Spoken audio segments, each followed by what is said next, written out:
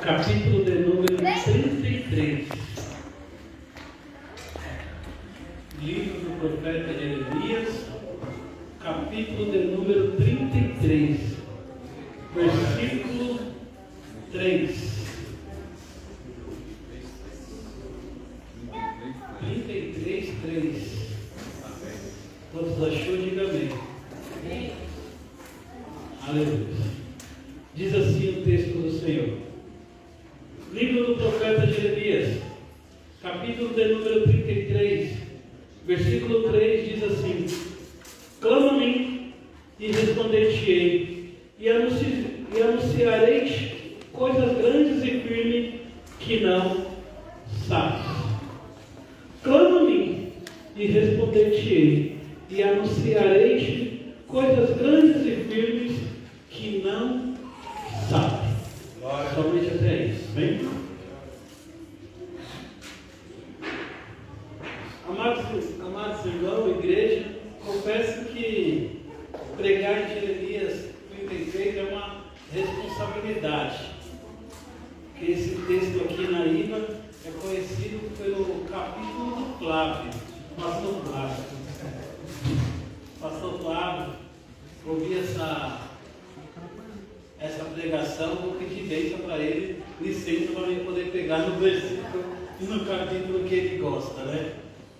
Mas Jeremias está fresco na nossa memória, principalmente na memória daqueles que estão fazendo o estudo bíblico, terça-feira, e nós terminamos o livro de Jeremias.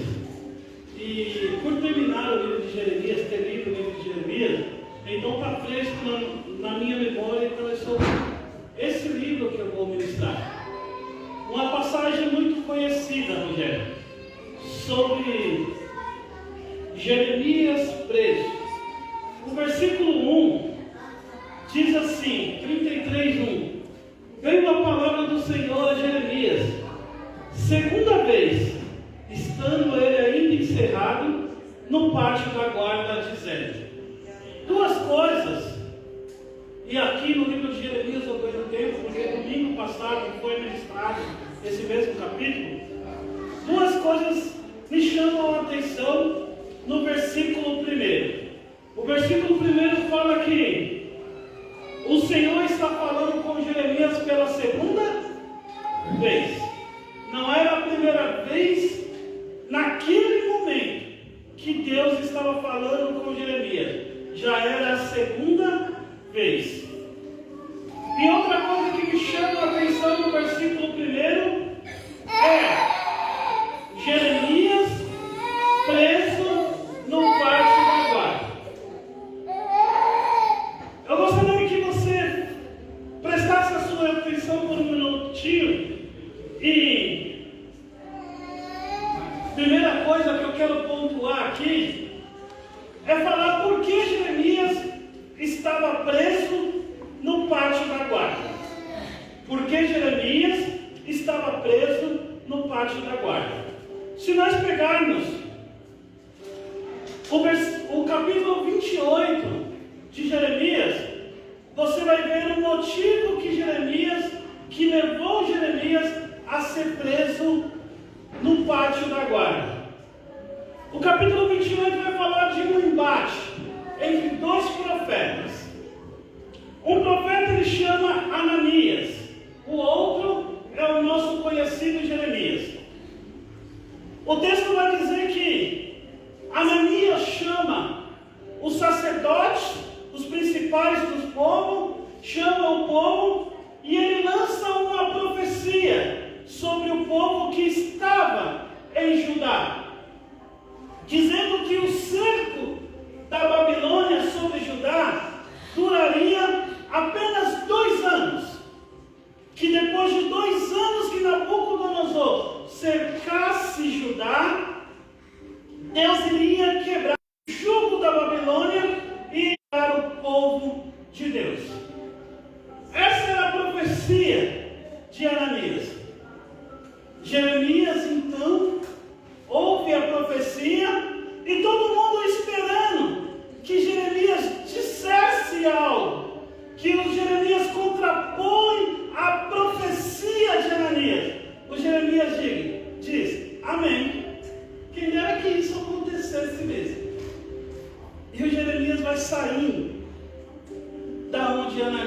povo estava. Foi aí que Deus pegou Jeremias e falou: volta e fala a verdade. Entrega o que você tem para entregar para aquele povo. Não tenha medo. Estou conjecturando para que você entenda. Amém. Então Jeremias falou: olha, essa profecia é furada. Não é isso que vai acontecer. Deus nos entregou a Babilônia. É melhor se entregar, se render à Babilônia e ir ser levado o estrado para a Babilônia do que ficar aqui. Então, aquilo levantou-se um grande tumulto dentro de Judá, ao ponto de prender Jeremias. E por causa da palavra de Deus, Jeremias foi preso. Mas quando nós falamos da prisão de Jeremias, nós pensamos num calabouço, numa cadeia. Mas não. No capítulo 32, versículo 1 e 2, fala como que era a prisão, Pati, do Jeremias. Olha o que capítulo 32, versículo 1, versículo 2 fala: a palavra que veio a Jeremias, da parte do Senhor, no ano 10º de Zedequias, rei de Judá. Este ano foi o ano 18 de Nabucodonosor.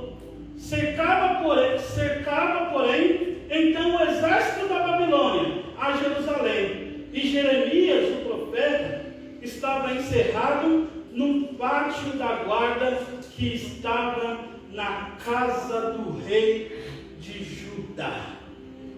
Aonde que era a prisão de Jeremias?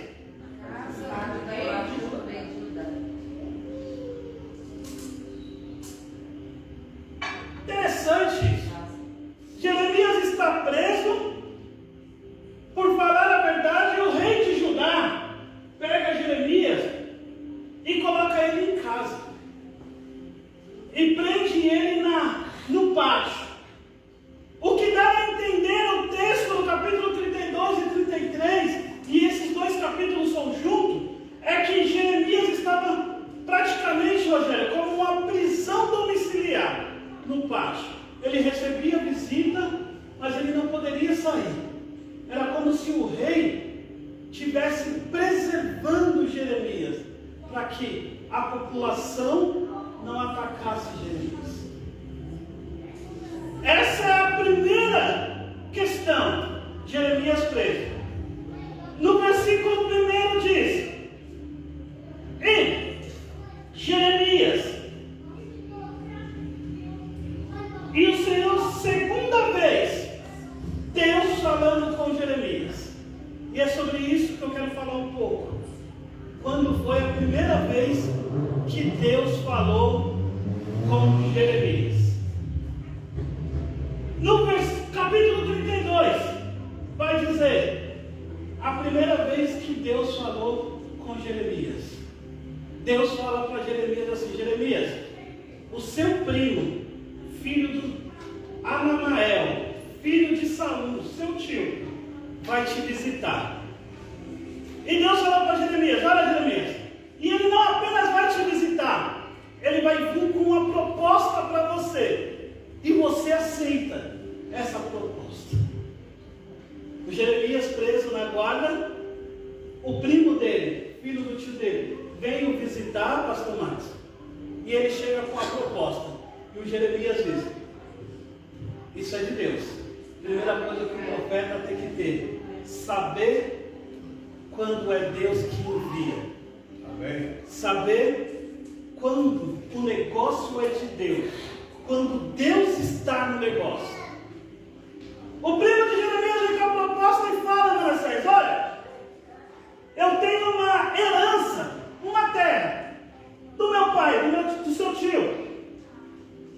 E você não quer comprá-la, a terra? Parece simples. Comprar uma herança de família, um pedaço de terra. Imagine só você. O Jeremias, ele tinha acabado de profetizar, estava preso, dizendo que a terra seria o quê? que Nabucodonosor invadiria a terra e destruiria tudo, acabaria com a terra. E o engraçado é que Deus manda o seu primo dizer: Jeremias, compra um pedaço de terra que vai ser assolada, compra essa terra que será destruída, compra essa terra que cairá na mão do Nabucodonosor, do inimigo. E se fosse você? Negócio estranho, Deus. A terra vai ser tomada. Vamos acabar com tudo. E o Senhor quer que eu compre um pedaço de chão. E Deus ainda diz mais para Jeremias: compra, faz a negociação, pega a escritura e guarda. Aleluia. Porque isso é lá. Amém. São coisas que Deus manda nós fazermos, que no momento não entende. 3 coisas poderia gerar ali na vida de Jeremias.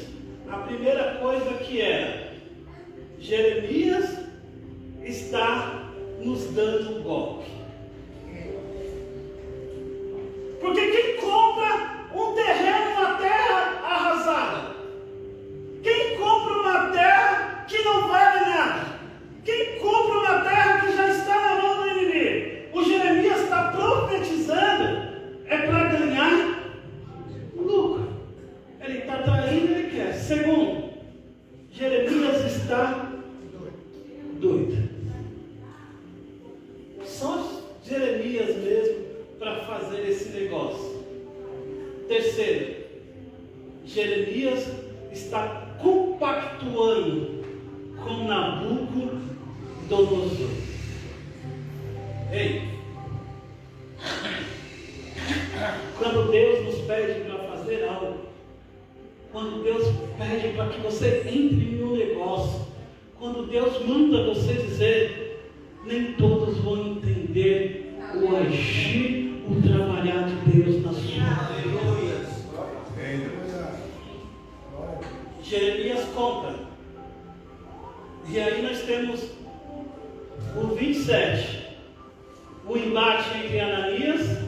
O 29, a carta aos exilados. O 30 e o 31, a promessa da restauração de Judá. E o 32, a compra da herança de Jeremias. E aí nós entramos no capítulo 33, foi o que nós lemos. Jeremias no pátio da guarda, que diz assim, no 33: assim diz o Senhor que faz isto, o Senhor que forma isto para estabelecer, o Senhor é o seu nome.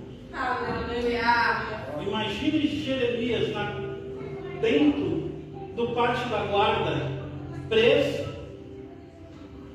e achando o que os outros estavam pensando dele.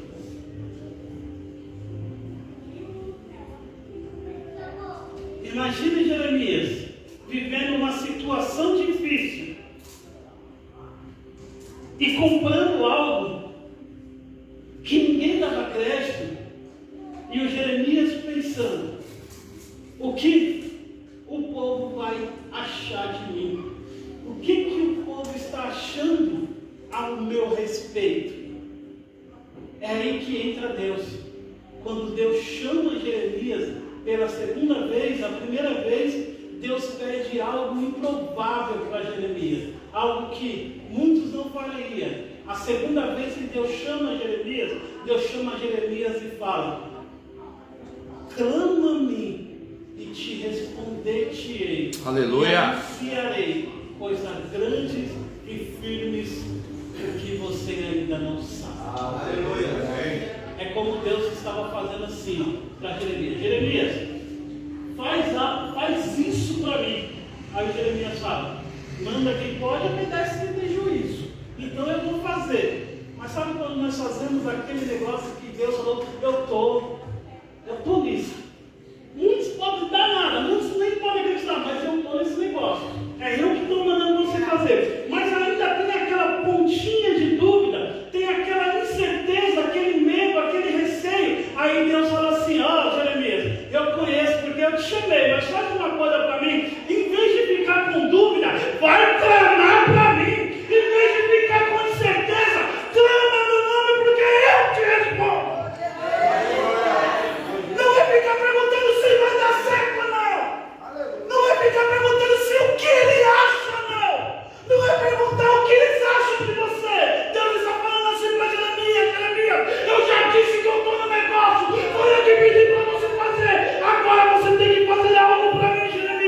em vez de duvidar, vai clamar. Clama, clama, clama, clama, clama meu nome.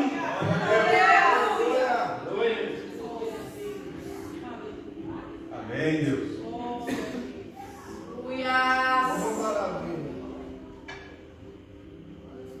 O que você tem que entender aqui? Deus não está falando para a nação de Israel. Deus não está falando para o povo de Judá. Deus está falando no particular com quem? Com Jeremias. Jeremias, não é o povo. Não é o sacerdote. Não é o vizinho. É você que tem que clamar. E você? E aí você para? Jeremias é profeta. Desde o ventre da mãe, Deus já tinha um propósito com ele. Era homem corajoso, porque falou tudo. E Deus pedindo para um homem desse clamar.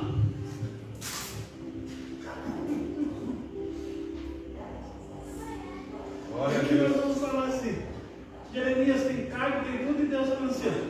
Jeremias, está faltando algo aí. Você esqueceu de algo. De quê? Clamar.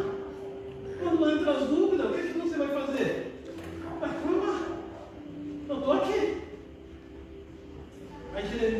Aí Deus fala para Jeremias, no versículo 4 e 5, ele fala da consequência que irá acontecer com Judá, que ele diz assim: porque assim diz o Senhor, Deus de Israel, das casas dessa cidade e da casa do rei de Judá, que foram derribadas com os trabucos e a espada, eles entrarão a pelejar contra os caldeus, mas para que encha de cadáveres de homens, que feri na minha ira e no meu furor, porquanto escondi o meu rosto desta cidade, por causa da sua maldade.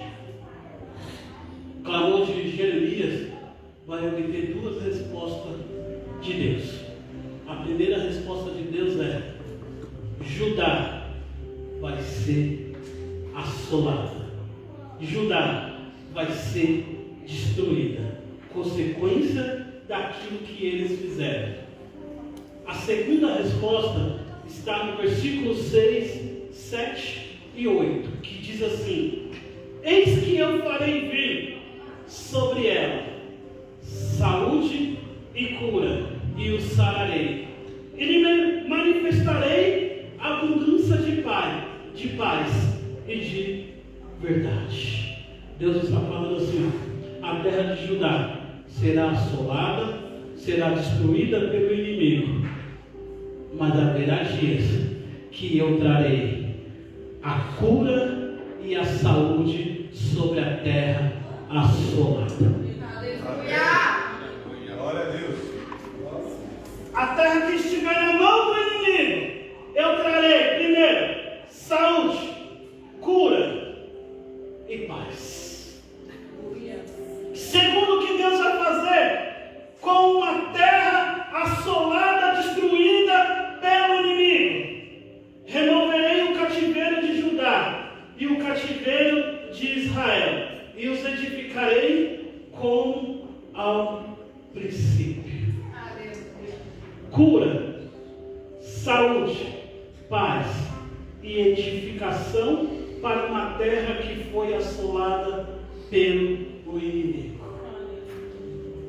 Outro ponto: e purificarei de todas as maldades que pecaram contra mim, e perdoarei todas as suas iniquidades com quem pecaram contra mim e com quem transgrediram contra mim. Outra coisa que Deus vai fazer para a terra assolada e destruída pelo inimigo: Deus vai perdoar as suas iniquidades. Glória a Deus. Outro ponto: e essa cidade me servirá de nome de alegria, de louvor e de glória entre todas as nações da terra, que ouvirem todo o bem que lhe faço, espantar-se-ão e perturbar-se-ão por causa de todos.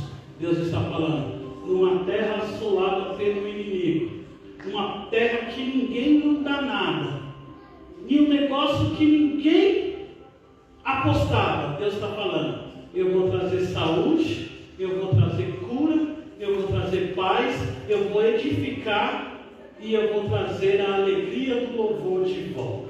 Aleluia. Aleluia. 5 pontos para uma terra assolada pelo inimigo. Jeremias profetizou, mas Jeremias não viu o retorno e a profecia cumprida. Mas nessa noite, eu quero ser breve. Aleluia. Mas fiel à palavra do Senhor. Aleluia. Eu quero fazer uma analogia com você, já que é o culto de Santa Ceia, de Ceia do Senhor. Primeira carta do apóstolo Pedro, carta universal, capítulo 1, versículo 18. Gostaria que todos abrissem as vossas Bíblias na primeira carta de Pedro.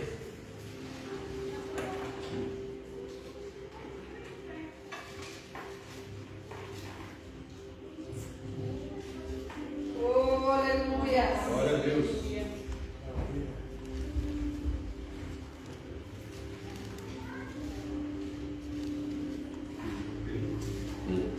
A terra assolada, primeira carta de Pedro, capítulo 1, versículo 18. A terra assolada, eu quero aplicar na minha e na sua vida. A terra assolada, destruída pelo inimigo, era eu e era você. Uma terra que muitos olhavam e não dava nada. Uma terra que muitos passavam e diziam: essa daí tem valor nenhum. Uma terra destruída pelo pecado e pelas nossas vontades. Assim como Judá foi destruída, assim estávamos a minha e a sua vida sem Jesus. É Deus. Amém, Deus. Uma terra assolada. Uma terra que ninguém dava R$1 por ela. A minha e a sua vida, ou era diferente antes de conhecer a Cristo?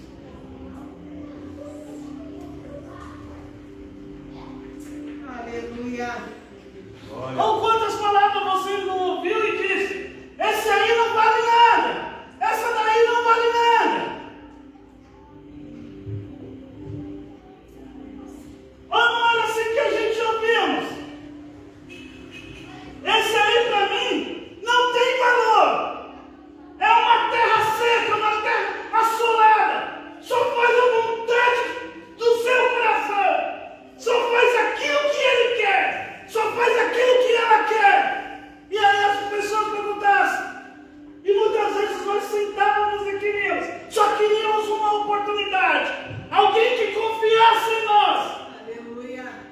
Era a terra de Judá. Era isso que Deus estava falando para Jeremias.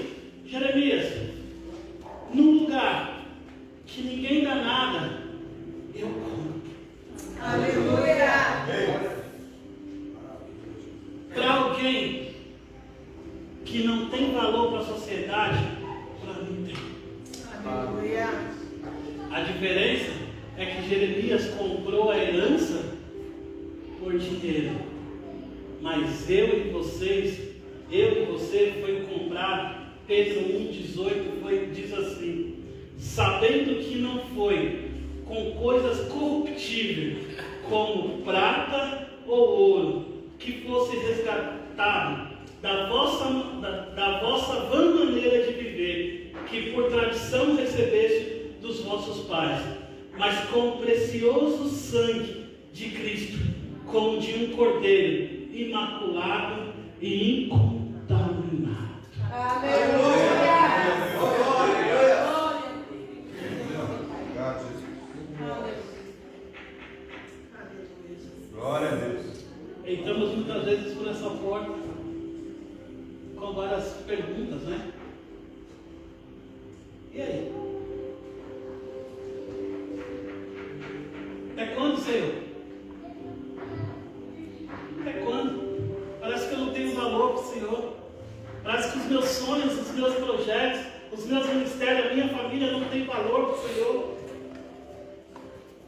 Até quando a terra vai ficar assolada desse jeito?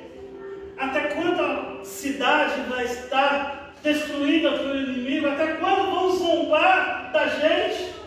Aí Deus fala: ei, peraí, filho, você não entendeu. Você não foi comprado por ouro e nem por prata, por coisas corruptíveis. Você já foi comprada. O seu sonho já foi comprado. A sua família já foi comprada. Pelo quê? Pelo sangue de Jesus. Aleluia. Ele nos comprou, igreja. Aleluia. Pelo seu precioso sangue. Uma terra que ninguém dava nada. Um lugar de destruição. E Ele nos comprou pelo seu precioso sangue. Versículo 20 para me encerrar. O qual, na verdade, em outro tempo, foi conhecido ainda antes da fundação do mundo, mas manifestado nesses últimos dias, nesses últimos tempos, por amor de Deus. Aleluia. Gálatas 3:3. Cristo nos resgatou da maldição da lei, fazendo-se maldito por nós, porque está escrito: maldito todo aquele que é pendurado.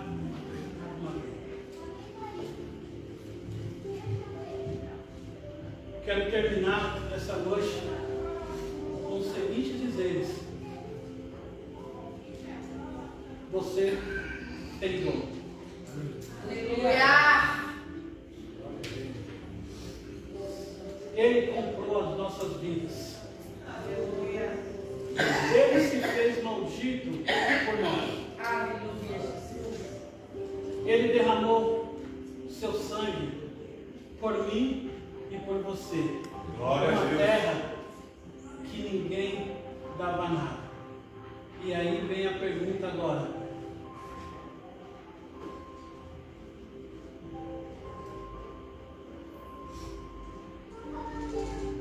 por que entramos por essa porta e não prestamos um culto devido a Ele?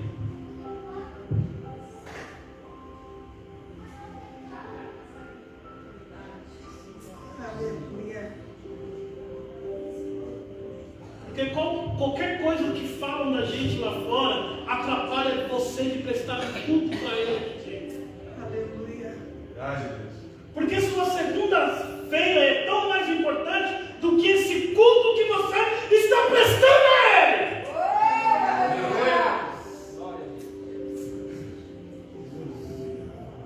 Porque aquilo que os outros acham de você influencia mais do que o louvor que nós estamos entoando aqui para Ele.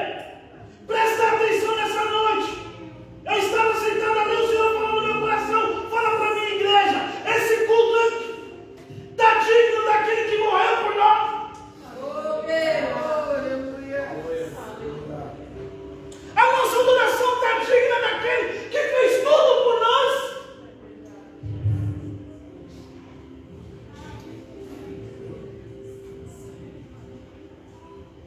Nós já entramos com a vontade de sair. O problema é o Manassés que não está abrindo o culto direito. Meu Deus. O problema é o grupo que não está tão afinado assim. E o pregador então? Já lá vem lapada. Eu quero te perguntar nessa noite: foi Manassés que morreu por você?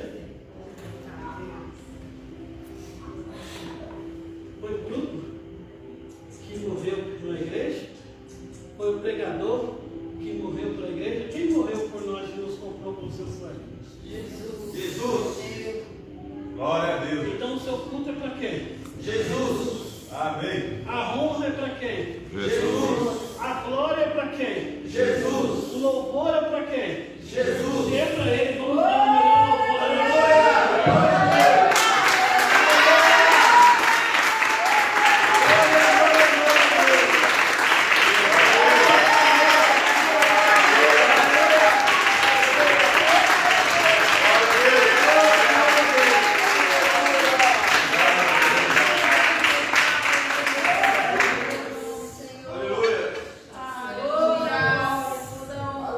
Nunca esqueça disso, irmão. O nosso culto é para Ele. Ele morreu por nós. Ele se entregou por nós. Ele se fez maldito por nós. Ele derramou o seu sangue por nós. 2 horas aqui é pouco. 2 horas e meia, pela grandeza do que Ele fez por nós, é pouco. Aqueles que falam de nós, é pouco perante a grandeza dele. A dificuldade da minha semana, do meu mês, do meu ano, da minha vida, é pouco diante a grandeza do que Ele fez. Aleluia.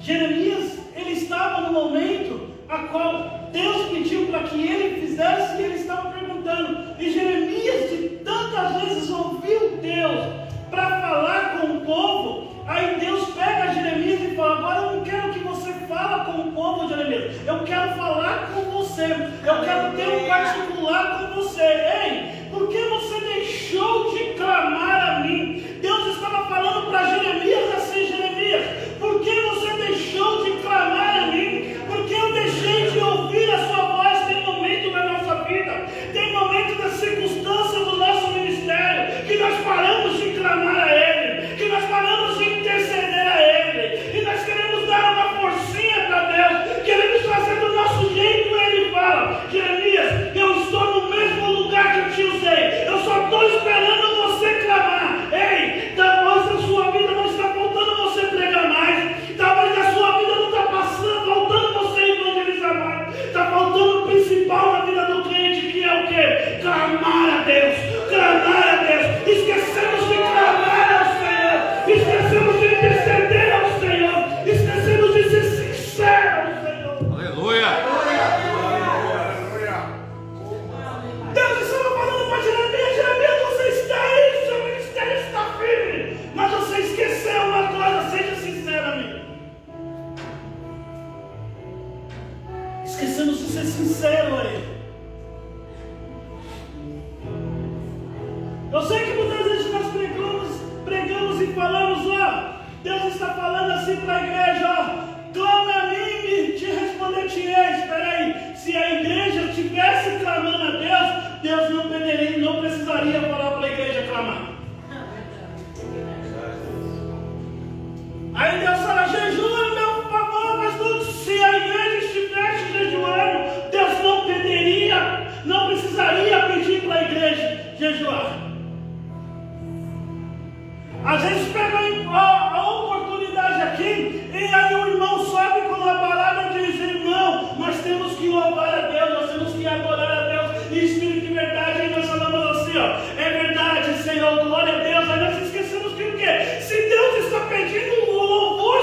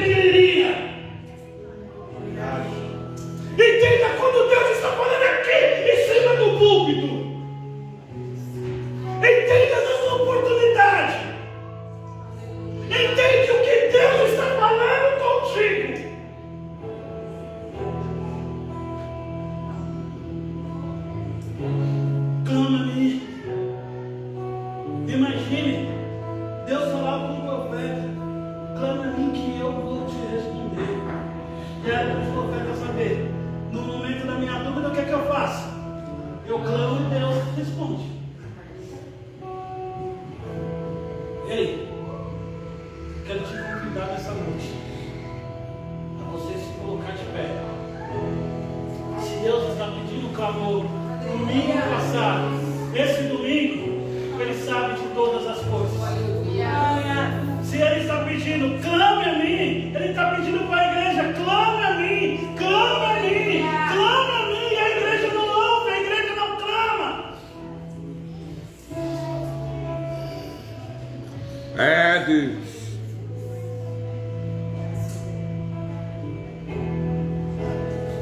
Você quer resposta, Jeremias?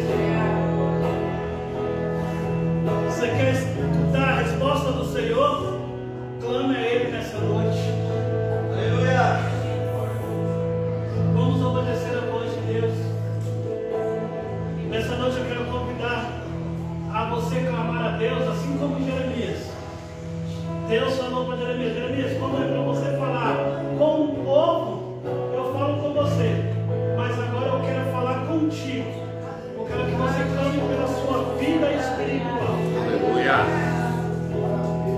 Eu quero que você clame nessa noite pela sua vida ministerial. Glória a Deus. Eu quero que você clame nessa noite pela sua vida espiritual nessa noite. Eu quero que você seja sincero ao Senhor nessa noite. Eu quero que você rasgue o seu coração diante dele. Eu quero que você abra o seu coração diante do Senhor nessa noite. Aquele que derramou sangue por ti, aquele que se fez maldito por nós,